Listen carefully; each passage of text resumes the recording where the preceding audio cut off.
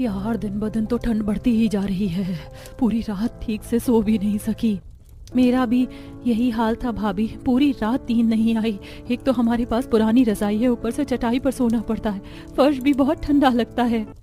चूल्हे के सामने बैठकर दोनों बात करती हुई चाय बना रही थी ताकि उसकी आग से उन्हें थोड़ी राहत मिल सके। पायल सबको चाय देती है तब अरे जरा और पतली चाय बनाकर दे देती हमें।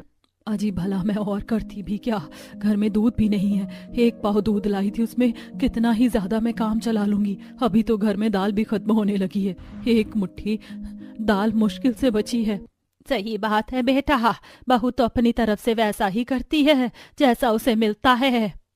ये बात जानकर रोहन चुप हो जाता है और चुपचाप वही पतली सी चाय पी लेता है। उसके बाद पायल सभी के लिए पतले से चावल दाल बना देती है और वही खाकर सब अपने काम पर चले जाते हैं। बच्चे भी स्कूल में चले जाते हैं।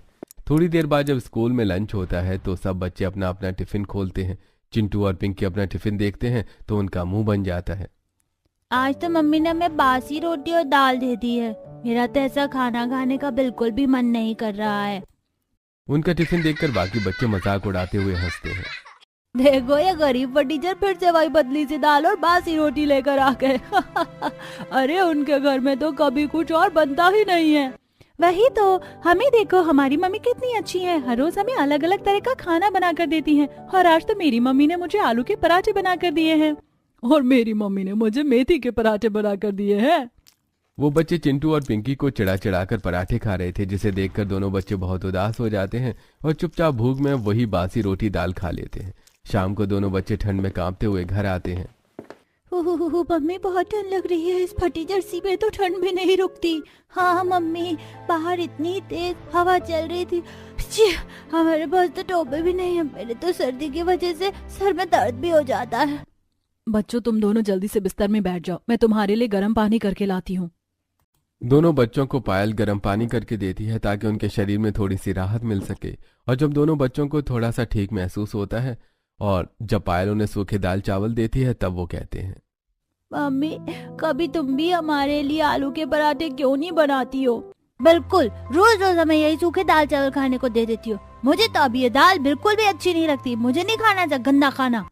नहीं बेटा, ऐसा नहीं बोलते, इस तरह खाने का अनादर नहीं करना चाहिए हमें। अभी जो बना है खा लो, मैं कभी तुम्हारे लिए बाद में आलू के पराठे बना दूंगी। थोड़ी देर तक तो बच्चे खाना नहीं खाते, लेकिन बाद में भूख लगने पर उन्हें वही खाना खाना पड़ता है। इस तरह दिन गुजर रहे थे। ठंड बढ़ती जा रही थी, जिससे घर वालों को बड़ी परेशानी हो रही थी। अरे मुझे बहुत ठंड लग रही है, रजाई में भी ठंड नहीं रुक रही। हाँ जी, बिल्कुल सही कहा, आज तो बहुत ज्यादा ठंड है, मुझे भी कपकपी चढ़ रही है। दोनों ही ठंड में बहुत ज्यादा कांप रहे थे। वहीं दूसरी तरफ पायल और रिया को भी बहुत सर्दी लग रही थी। तब मैं अभी बाहर से आग लेकर आती हूँ। पायल एक तसले में थोड़ा सा कोयला रख देती है और उसमें उपलों को भी जलाकर रख देती है। कमरे में रखने के बाद कमरे में थोड़ी बहुत गर्मी होना शुरू होती है। अब जाकर जरा राहत मिल रही है। सच में बिना गर्म कपड़ों के तो सर्दी काटना बहुत मुश्किल हो जाता है। उन्हें सर्दी का भी सामना करना पड़ रहा था। एक दिन घर में अन्न का एक दाना तक नहीं बचा था। अब क्या करूं, घर में तो खाना ही नहीं बचा है। एक काम कर बेटा, दुकानदार से राशन लिया, 1-2 दिन में उसके पैसे दे देंगे। पायल ठंडी हवा में कांपते हुए घर से बाहर जाती है और दुकानदार के पास जाकर, लो जी, फिर से मेरे पास आ गए भिखारी। बोल अब क्या चाहिए तुझे? मुझे थोड़ा सा आटा, दाल, चावल दे दीजिए।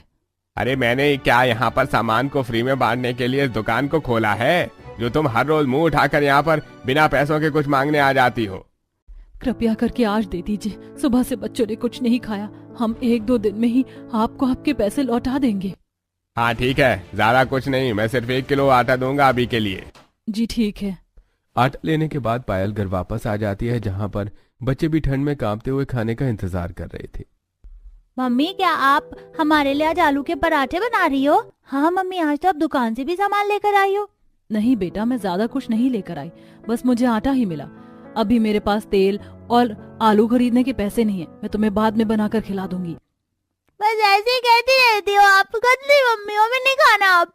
सच में तू जगह मम्मी पापा उनको इतनी अच्छी अच्छी चीज खिला दे, लेकिन हमें तो ठीक से खाना भी नहीं खिलाया जाता। सुबह से भूखे बैठे थे, बस एक आलू के पराठे खाने के लिए भी इतना ज्यादा तरसा दिया है। गुस्सा होकर दोनों बच्चे बाहर आंगन में चले जाते हैं। वहीं दूसरी तरफ घर में यह सब देखकर पायल की आंखें नम हो जाती हैं। मैं क्या करूं?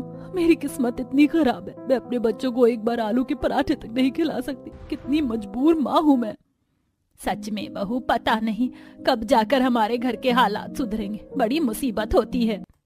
तभी उनका दोस्त वहां आता है, जो हाथ में आलू के पराठे को मोड़कर खाता हुआ वहां आ रहा था। और तुम दोनों कौन सा गेम खेल रहे हो? मोनू उनसे सवाल पूछता है, लेकिन दोनों का ही ध्यान उसके आलू के पराठे की तरफ था। दोनों बड़ी लालसा से उसकी तरफ देख रहे थे और उसके मुंह से लार बह रही थी। अरे तुम दोनों ऐसे भूत बनकर क्यों खड़े हो गए? मैं तुम दोनों से बात कर रहा हूँ। अब क्या मेरे आलू के पराठे पर भी नजर लगा दोगे? गरीब लालची कहीं के, छोड़ो मुझे, तुम्हारे साथ खेलना ही नहीं है। इतना कहकर वो बच्चा वहां से चला जाता है और चिंटू और पिंकी की आंखों में आंसू आ जाते हैं। ये सारा नजारा पायल अपनी आंखों से देखती है तो उसकी आंखों में भी आंसू आने लगते हैं। वो चुपचाप घर के अंदर वापस आ चली जाती है और जब शाम को रोहन घर वापस आता है तो यार बाहर तो बहुत ठंड है, लेकिन घर में इस आग की वजह से थोड़ी बहुत राहत मिल रही है। वरना इस फटी स्वेटर में हर रोज काम पर जाना पड़ता है, हालत खराब हो जाती है। हाँ बेटा, आज यहाँ तसले में आग के पास बैठ जा। पायल सबके लिए चूल्हे पर रोटी बना रही थी, वहीं दूसरी तरफ सभी आग सेंक रहे थे। पायल खाने में सबको सूखी रोटी दे देती है। आज रोटी है बस, खाने के साथ दाल तो दे देती। घर में राशन खत्म हो गया था, आटा भी उधार लेकर आई हूँ। दुकानदार ने और कुछ उधार पर देने से मना कर दिया। शुक्र मनाओ कि कम से कम रोटी तो मिल रही है। हाँ बेटा, तू बहू को थोड़े पैसे दे दे ताकि वो थोड़ा राशन खरीद सके। अभी कहाँ माँ, अभी तो पगार मिलने का टाइम दूर दूर तक नजर नहीं आ रहा है। समझ नहीं आ रहा सब कैसे होगा, बड़ी परेशानी है। ये बात सुनकर सभी चुप हो जाते हैं और चुपचाप 2 सूखी रोटी खाकर सो जाते हैं। अगले दिन सुबह जब पायल बाजार जा रही थी तब रास्ते में उसे एक इश्तिहार नजर आता है। इस ढाबे में एक खाना बनाने वाले की जरूरत है। क्यों ना मैं यहाँ पर काम करना शुरू कर दूं। अगर काम करूंगी तो परिवार को सहारा दे पाऊंगी। एक बार अंदर जाकर बात करके देख ही लेती हूँ।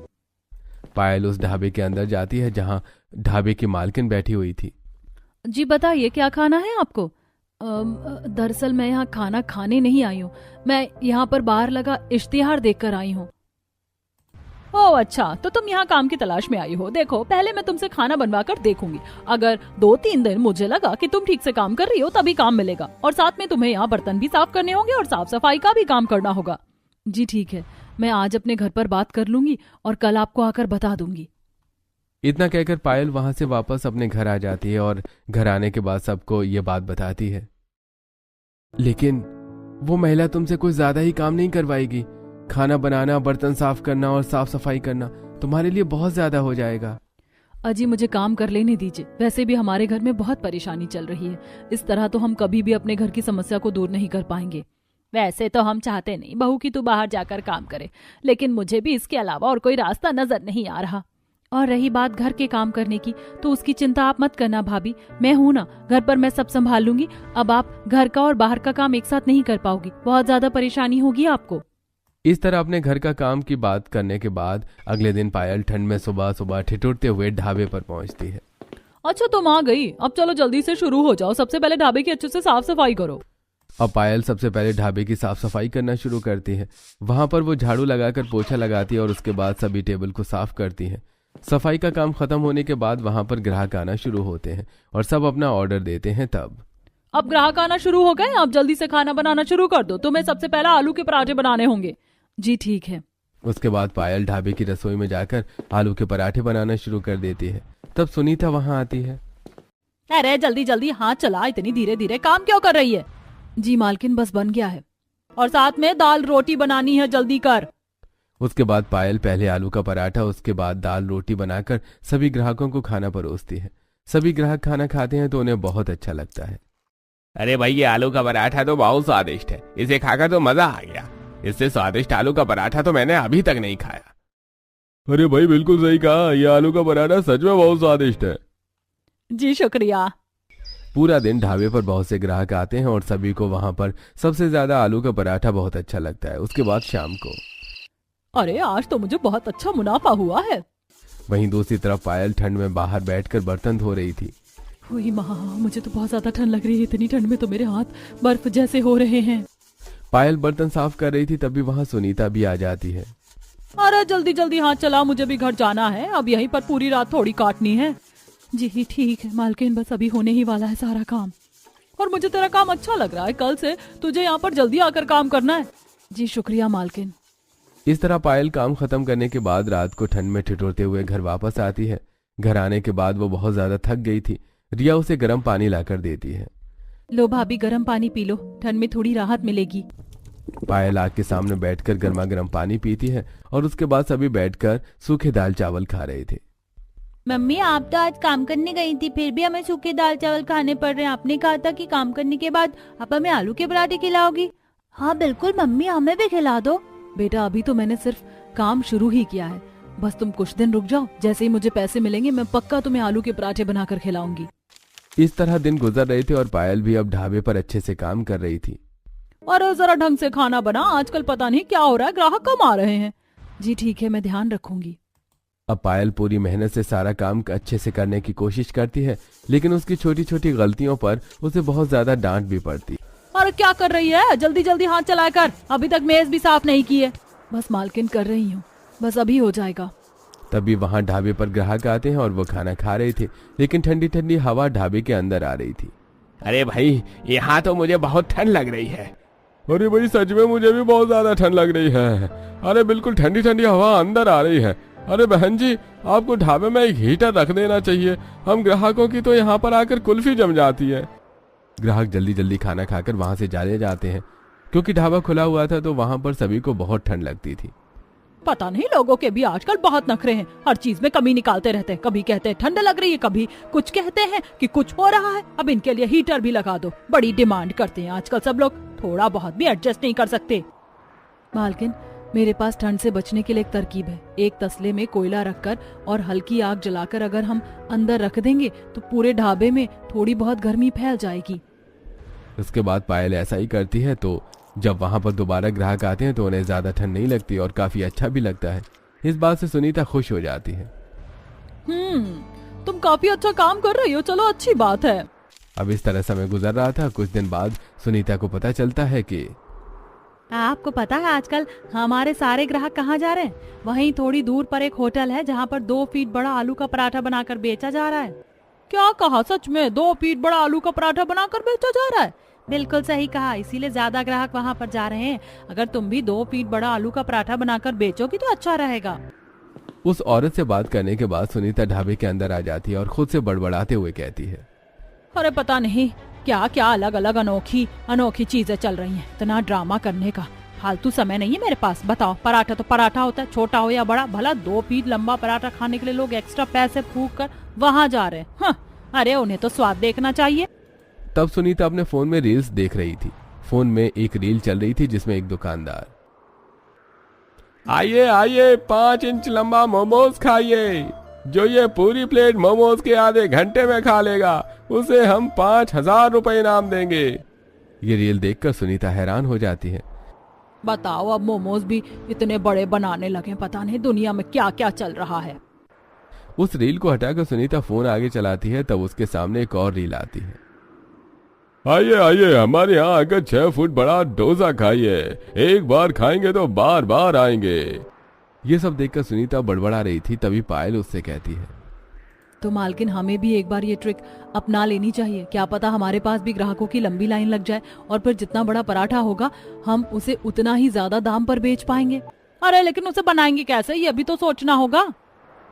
है तो बहुत मुश्किल, लेकिन एक बार हम कोशिश तो कर ही सकते हैं। मैंने एक बार देखा था कि एक बड़ा सा लोहे का ड्रम होता है, उसके ऊपर हाथ से बहुत बड़ी रोटी बनाकर डाल दी जाती है।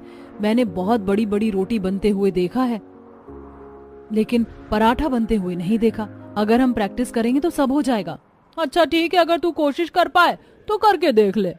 उसके बाद पायल सारा सामान लेकर आती है और ढाबे के पीछे वाली खुली जगह पर तिरपाल लगाने के बाद वहां पर बड़ा सा ड्रम रख लेती है और उसे आग में पूरी तरह से गर्म करके उबाल लेती है। वहीं दूसरी तरफ उसने बहुत सारा आटा गूंथ लिया था, साथ में उसमें आलू उबाल कर भी तैयार कर दिए थे। एक काम करती हूँ, पहले रोटी बनाकर कोशिश करती हूँ कि रोटी ठीक से बन रही है या नहीं, उसके बाद पराठा बनाने की कोशिश करूंगी। तब पायल हाथ से बड़ी रोटी बनाकर बड़े से ड्रम पर उसे बनाने की कोशिश करती है, तो रोटी बनाने में तो वो कामयाब हो जाती है, जिसे देखकर सुनीता कहती है, तूने तो सच में इतनी बड़ी रोटी बना दी, कमाल हो गया। अब बस तू कैसे भी करके हमारे लिए आलू का पराठा भी बना दे। लेकिन ड्रम पर रोटी बनाना तो आसान है, लेकिन गोल सतह पर पराठा बनाना बहुत मुश्किल हो जाएगा। तब पायल काफी देर सोच विचार करती है और उसे एक तरकीब सूझती है। हाँ, हमें इस ड्रम को काट कर सीधा कर लेना चाहिए और उसके बाद इसके नीचे बहुत सारी आग जलाकर तब हम आलू का पराठा बना सकते हैं। अब पायल बहुत सारी ईंट लेकर आती है और वो उन ईंटों की मदद से थोड़ी थोड़ी दूरी पर बहुत ही ऊंचे ऊंचे चूल्हे बना देती है। इसके बाद कटे हुए ड्रम को उसके ऊपर रख देती है। फिर बड़ी सी 2 रोटी बनाकर उन दोनों के बीच में आलू की स्टफिंग फिल कर देती है। मालकिन, एक साइड से पराठा मैं पकड़ूंगी, एक साइड से आप पकड़ लेना और इसे हम इस लोहे के स्तर पर रख देंगे। इसके बाद ये आसानी से पक जाएगा। दोनों मिलकर 10 फुट बड़ा आलू का पराठा आखिरकार बना ही लेती है, जिसे देखने के बाद सुनीता भी बहुत हैरान हो गई थी। अब सुनीता अपने ढाबे के बाहर बड़े बड़े अक्षरों में लिखवा देती है कि यहाँ पर 10 फुट बड़ा आलू का पराठा मिलता है, जिसे देखकर बहुत सारे ग्राहक उत्साहित होकर वहाँ पर खाना खाने आते हैं। अरे भाई, मुझे तो 10 फुट बड़ा पराठा ही खाना है, लेकर आओ। बिल्कुल सही कहा। मैं तो देखो जरा 10 फीट लंबा पराठा कितना बड़ा होता है। अरे उसे कैसे खाया जाएगा भाई। तब पायल और सुनीता मिलकर सभी के सामने 10 फीट लंबा पराठा लेकर आती है और सभी उसमें से थोड़ा थोड़ा हिस्सा लेकर खाना शुरू करते हैं। स्वाद वही पहले जैसा, पायल के हाथों का, जो सबको पसंद था। लेकिन सबसे अनोखी बात कि वो पराठा बहुत बड़ा 10 फीट लंबा था, जिसे देखने के लिए अब दूर दूर से ग्राहक आ रहे थे और सुनीता का ढाबा बहुत अच्छा चल रहा था। तूने तो मुझे खुश कर दिया, ले आज तेरी पगार। मालकिन, मैं कह रही थी कि अब तो हमारा 10 फीट लंबा पराठा भी बहुत ज्यादा अच्छी तरीके से बिक रहा है, तो क्या आप मेरी थोड़ी सी पगार बढ़ा सकती हैं? अरे पहले गांव बस आना ही और तुम मांगने आ गए, जरा थोड़ा सा तो सब्र रखा होता। अभी से मैं तुम्हारी पगार कैसे बढ़ा सकती हूँ? और भी तो बहुत से खर्चे होते हैं ढाबा चलाने के लिए। सुनीता पायल को गुस्से से खरी खोटी सुना देती है और पायल उसके बाद कुछ नहीं कहती और अपनी पगार लेकर घर वापस आ रही होती है। तब वो, मुझे 2 किलो आलू दे दीजिए और उसके साथ 1 किलो प्याज, आधी किलो हरी मिर्च। जी, अभी दे देता हूँ। सारी सब्जी लेने के बाद पायल घर वापस आ जाती है। देखो बच्चों, आज मैं तुम सबके लिए आलू के पराठे बनाने वाली हूँ। ये बात सुनकर दोनों बच्चे खुश हो जाते हैं और पायल के पास दौड़ कर आते हैं। क्या सच में मम्मी, आज आप हमारे लिए आलू के पराठे बना रही हो? हाँ बिल्कुल, तुम दोनों आराम से बैठ जाओ और मैं तुम्हारे लिए आलू के पराठे बना रही हूँ। अब पायल सबसे पहले आटा गूंथती है और उसने चूल्हे पर आलू उबालने के लिए रख दिए थे, जिसके बाद रिया आलू छील रही थी और फिर पायल उसका मसाला तैयार करके सभी को आलू के पराठे बनाकर खिलाती है। सच में तुमने तो बहुत स्वादिष्ट आलू के पराठे बनाए हैं।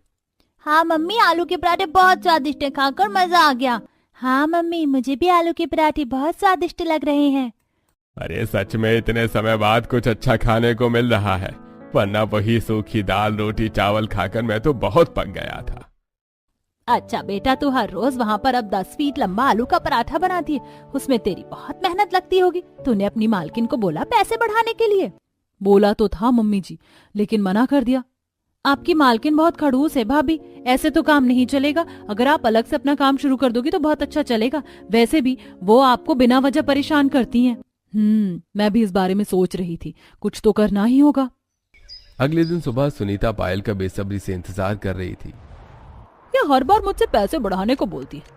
मैं एक बार इस कॉन्ट्रैक्ट पर साइन करवा लूं, फिर मुझे घबराने की जरूरत नहीं। इस कॉन्ट्रैक्ट पर साइन करने के बाद ये कभी भी खुद से 10 फीट बड़ा आलू का पराठा नहीं बना पाएगी। इसे सिर्फ मेरे लिए ही काम करना होगा। जब पायल ढाबे पर काम करने आती है तब सुनीता उसे कॉन्ट्रैक्ट पर साइन करने के लिए कहती है। लेकिन इस पर मुझे साइन क्यों करना है? अरे हमें एक बहुत बड़े होटल से ऑर्डर आया है, हमें उसे पूरा करना है। अब पराठा तो तुम ही बनाती हो तो साइन तो तुम्हें ही करना होगा ना। इसमें हमें बहुत मुनाफा होगा। मैं तुम्हें बहुत पैसे दूंगी, चिंता मत करो, बस तुम साइन कर दो। अब सुनीता पायल से साइन करवा लेती है और अपने ढाबे पर इसी तरह काम करवाती है।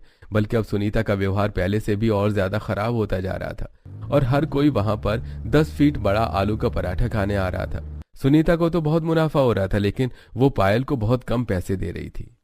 आपने मुझसे कहा था कि आप मेरे पैसे बढ़ा देंगी, लेकिन आप तो मेरे साथ और ज्यादा बुरा व्यवहार कर रही हो। बस बहुत हुआ, अब मैं आपके साथ और काम नहीं करूंगी, मैं अपना काम खुद शुरू करूंगी। पायल की यह बात सुनकर सुनीता जोर जोर से हंसने लगती है। लगता है तुम्हें पता नहीं, लेकिन तुम ऐसा नहीं कर सकती। किसने कहा कि मैं ऐसा नहीं कर सकती? क्योंकि मैंने तुमसे जिस कॉन्ट्रैक्ट पर साइन करवाए थे उसमें ऐसा लिखा था कि तुम 10 फीट बड़ा पराठा सिर्फ मेरे ढाबे के लिए बना सकती हो, खुद से नहीं बना सकती। अगर तुमने ऐसा किया तो तुम्हें मुझे 2 लाख रुपए फाइन देना होगा। ये बात सुनकर पायल के पांव तले जमीन खिसक जाती है। क्या कहा? लेकिन आप मेरे साथ ऐसा नहीं कर सकती। बिल्कुल, मैं तुम्हारे साथ कुछ भी कर सकती हूँ, इसलिए चुपचाप अपना काम करो वरना मैं तुम्हें छोड़ूंगी नहीं। बेचारी पायल उदास होकर फिर से 10 फीट बड़ा पराठा बनाना शुरू करती है। उसकी आंखों से आंसू बह रहे थे। हे भगवान, कौन सी मुसीबत में फंस गई हूँ मैं। मेरे साथ बहुत गलत हो रहा है, मेरी मदद करो। मेरे साथ धोखा हुआ है लेकिन मैं इतनी आसानी से हार नहीं मानूंगी। पायल 10 फीट बड़ा पराठा बनाती है और ग्राहकों को परोसती है। तभी वहां पर कुछ ऑनलाइन इन्फ्लुएंसर आते हैं और सुनीता से पूछते हैं, क्या ये आलू का पराठा आपने बनाया है? इसका इन्वेंशन आपने किया है? जी बिल्कुल, ये पराठा मैंने ही बनाया और उसके बाद मैंने मेरे ढाबे में काम कर रही लड़की को भी सिखाया। तो देखिए गाइस, यहाँ पर मिलता है पूरा 10 फीट लंबा आलू का पराठा। जिसे खाना है आप यहाँ आ सकते हैं। कुछ दिन बाद पायल को पगार मिलती है और इस बार तो सुनीता उसे पहले से भी कम पगार देती है। बस बहुत हो गया, अब मैं चुप नहीं बैठने वाली। मेरे साथ आप बहुत गलत कर रही हैं। अरे मैं तो तुझे तेरी औकात से ज्यादा दे रही हूँ, तुझे नहीं चाहिए तो चली जा यहाँ से। पायल गुस्से में घर आती है और सबको बात बताती है। बेटा चिंता मत कर, हम है ना तेरे साथ। बिल्कुल, हम तुम्हारे साथ तुम्हारा हक के लिए लड़ेंगे। उसने तुम्हारे साथ धोखाधड़ी की है, उसे सजा मिलनी चाहिए। पायल रोहन के साथ अपनी एक सहेली नेहा के घर जाती है और उसे सारी बात बताती है। मेरे पापा इसमें तुम्हारी पूरी मदद करेंगे पायल, तुम चिंता मत करो। देखो नेहा, मेरे पास अभी ज्यादा पैसे नहीं है, मैं इसीलिए अच्छा वकील नहीं कर सकती, लेकिन मैं धीरे धीरे करके तुम्हारे सारे पैसे चुका दूंगी। अरे पगली, कैसी बातें करती है? दोस्ती यारी में ये सब बातें काम नहीं आती। और मेरे पापा तो खुद एक बहुत बड़े वकील है, तुझे चिंता करने की कोई जरूरत नहीं है। इस तरह पायल अब कानून का सहारा लेती है। पायल, पापा ने कहा है कि कोर्ट में केस जाने से पहले तुम अपनी मालकिन की असलियत की रिकॉर्डिंग कर लो ताकि हमारा केस और मजबूत हो सके। ये देखो, छोटा सा कैमरा है जो सबूत इकट्ठा करने में तुम्हारी हेल्प करेगा। पायल वो छोटा सा कैमरा अपने स्वेटर में लगाकर चली जाती है और सुनीता से पूछती है, आपने मेरे साथ इतना बड़ा धोखा क्यों किया? ये रेसिपी मेरी थी, सब कुछ मेरा था। मेरी सारी मेहनत करने के बाद मुझसे झूठ बोलकर कॉन्ट्रैक्ट साइन करवा लिया, जबकि मुझे पढ़ना लिखना भी नहीं आता। अरे इसमें इतना दिमाग लगाने वाली कौन सी बात है? मैंने ऐसा इसलिए किया था कि मुझे मुनाफा हो सके। अब मैं तुझे पैसे तो दे ही रही थी, लेकिन तुमने काम करने से मना कर दिया, क्योंकि मुझे इतनी मेहनत के सिर्फ 5,000 रुपए मिल रहे थे, जबकि आप मेरी मेहनत से सारा मुनाफा खुद कमा रही थी। पायल सारी बात उगलवाने के बाद छोटे से कैमरे में सब रिकॉर्ड कर लेती है और बाद में ये रिकॉर्डिंग इस केस में काम आती है। केस थोड़ा लंबा चलता है लेकिन आखिर में पायल की ही जीत हो जाती है और सुनीता को उसके अच्छा खासा मोटा फाइन देना पड़ता है। इसके बाद भगवान का शुक्र है कि सब ठीक हो गया। अरे इतने सारे पैसों से तो बहू तू अपना खुद का भी ढाबा खोल सकती है। हाँ, लेकिन मुझे उसके साथ और कुछ भी करना है। पायल सबसे पहले अपने परिवार के लिए सर्दियों में एक अच्छा सा मोटा गरम गद्दा लेकर आती है और साथ में अच्छी खासी मोटी रजाई और सबके लिए बहुत सारे अच्छे स्वेटर भी लेकर आती है, जिसे पहनकर सब बहुत खुश होते हैं। मम्मी स्वेटर बहुत अच्छा लग रहा है और मुझे अब ठंड भी नहीं लग रही। हाँ मम्मी, और एक नए स्वेटर के साथ हमारे पास जुराबे और टोपी भी है। अब हमें फटे पुराने कपड़े नहीं पहनने होंगे। बिल्कुल बेटा। इस तरह पायल अब अपना खुद का एक ढाबा किराए पर ले लेती है और वहां पर 10 फीट बड़ा आलू का पराठा बेचना शुरू करती है, जिसके बाद सभी लोगों को सच पता चल जाता है कि पायल के साथ पहले बहुत बुरा हुआ। तब बहुत दूर दूर से ग्राहक उसका 10 फीट बड़ा पराठा खाने आते हैं और उसकी स्टोरी के बारे में जानते हैं। इतनी मुश्किल परिस्थिति में भी आपने हार नहीं मानी और सबको साबित कर दिया कि हमें अपने हक के लिए लड़ना चाहिए। जी बिल्कुल, जब भी हमारे साथ कहीं गलत होता है तो हमें चुप नहीं रहना चाहिए और उसके खिलाफ आवाज उठानी चाहिए। इस तरह पायल की कहानी सबके लिए बहुत ही इंस्पायरिंग स्टोरी बन जाती है। इसके बाद पायल खुशी खुशी अपने परिवार के साथ अपना ढाबा चलाती है और सभी को 10 फीट बड़ा पराठा बनाकर बेचती है, जिससे वो और भी ज्यादा मशहूर हो जाती है और काफी अच्छा मुनाफा कमाती है।